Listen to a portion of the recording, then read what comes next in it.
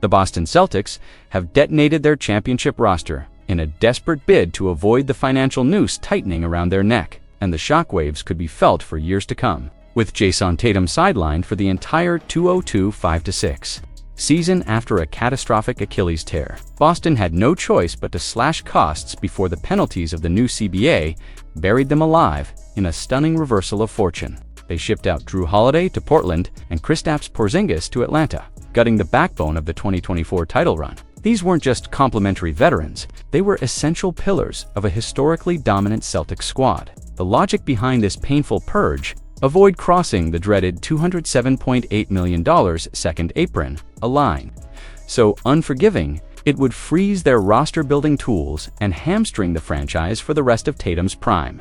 League insiders warned this is just the beginning. Owed a jaw-dropping $236 million across the next 4 seasons, and Derek White, locked in for $125 million, are now prime trade candidates in Boston's ruthless balancing act. Front offices around the league are already circling, anticipating Brad Stevens might auction off even more star power, just to keep the team's financial structure from imploding. As John Hollinger of The Athletic chillingly put it, Boston was already bracing for this reality during the 2024 finals. They knew the CBA's Repeat X hammer would eventually force a reckoning, and that reckoning has arrived, faster and more violently than even the Celtics' harshest critics predicted. Sure, the team pulled off a minor miracle by offloading Holiday's remaining $104 million while recovering second-round picks, but that is a mere band-aid over a gaping wound.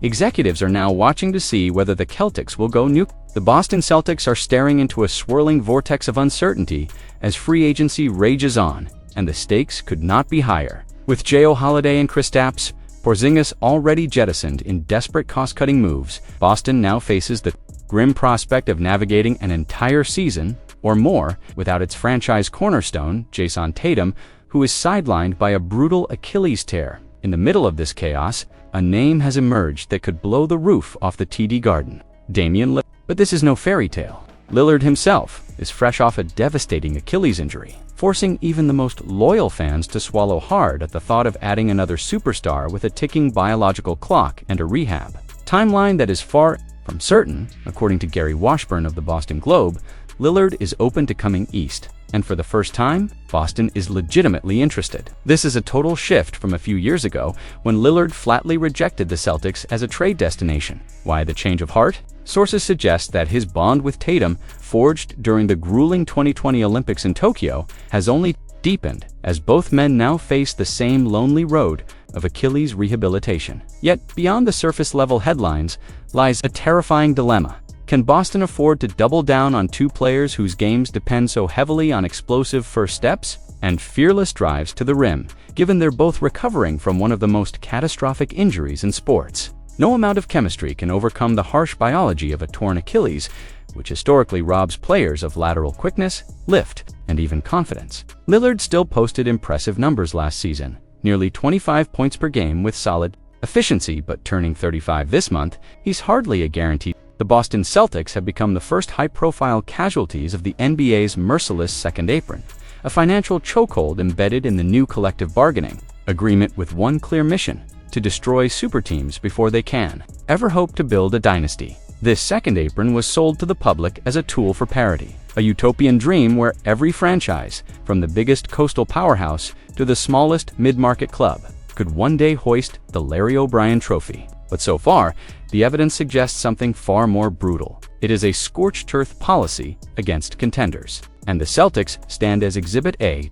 In a matter of weeks, Brad Stevens has watched a carefully constructed championship roster disintegrate. The franchise had barely enough time to polish the 19th championship banner before it was forced into a fire sale worthy of a tanking team, not a reigning champion. Jrue Holiday, the defensive cornerstone and two-time NBA champion, is gone.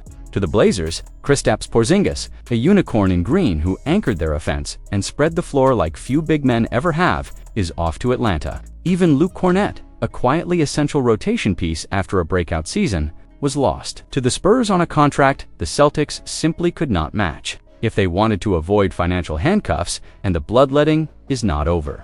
Al Horford, an irreplaceable locker room voice and a steadying veteran presence, is all but gone.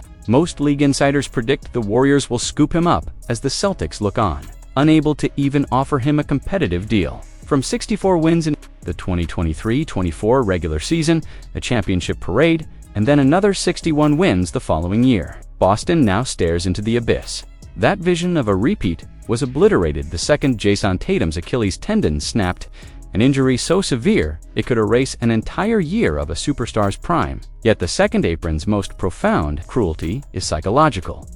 It forces an organization to question everything. Should Brad Stevens tear it all down? Should they cash out on Jaylen Brown, whose supermax deal 5 years, $303.7 million, now feels like an anvil chained to Boston's neck? One radical proposal, floated by the trade simulator site Fanspo, offers a nuclear solution. Ship out Brown, plus sharpshooter Sam Hauser, and his reasonable $45 million contract to the Kings. In return, Boston would snag 6-time All-Star DeMar DeRozan from a third-team sign-and-trade arrangement with Golden State, alongside scoring guard Malik Monk, Keegan Murray, and defensive-minded Keon Ellis. It would be a seismic shift. DeRozan earning 24. The Boston Celtics might only be scratching the surface of their offseason upheaval. Despite moving quickly to offload Kristaps Porzingis and Jrue Holiday, a cold-blooded salary purge designed to duck under the unforgiving second apron. The front office's work is far from finished. In their trades with Atlanta and Portland, the Celtics brought in Anfernee Simons and Georges Niang, two players who on paper offer instant bench scoring and shooting versatility. But insiders aren't convinced those names will stick around for long. According to The Athletic, Boston is already evaluating secondary trades that could flip Simons and Yang yet again, a domino effect that would carve out even more financial breathing room as they chart a path through the labyrinth of the new collective bargaining agreement. This is not just another routine shuffle. This is the price of sustaining championship dreams, while Jayson Tatum's Achilles heals in exile. And make no mistake, Tatum's absence is a time bomb. Boston is gambling that it can stay afloat, even without two of its most impactful veterans, by maximizing every inch of roster flexibility before the 2026-27 window reopens. Yet there's a brutal dilemma. Moving Simons and Niang might leave Boston painfully thin. Simons is a microwave scorer, capable of torching defenses in short bursts, a vital asset now that Peyton Pritchard is elevated to the starting five. Niang's floor spacing is another premium skill, especially if the front office dares to unload Sam Hauser to keep costs down. Essentially, Stevens is forced to choose between two poisons, sacrificing depth and offensive spark plugs in the name of financial purity, or rolling the dice on a makeshift roster that may not survive the Eastern Conference. Meat grinder while Tatum rehabs. If you think the Celtics' offseason chaos ends here, think again. Stevens has shown an almost merciless willingness to rip apart a contending core for long-term sustainability. And the rumor mill hasn't cooled off. Boston's still monitoring the Damian Lillard sweepstakes, which could rip another hole in the roster if they go all-in.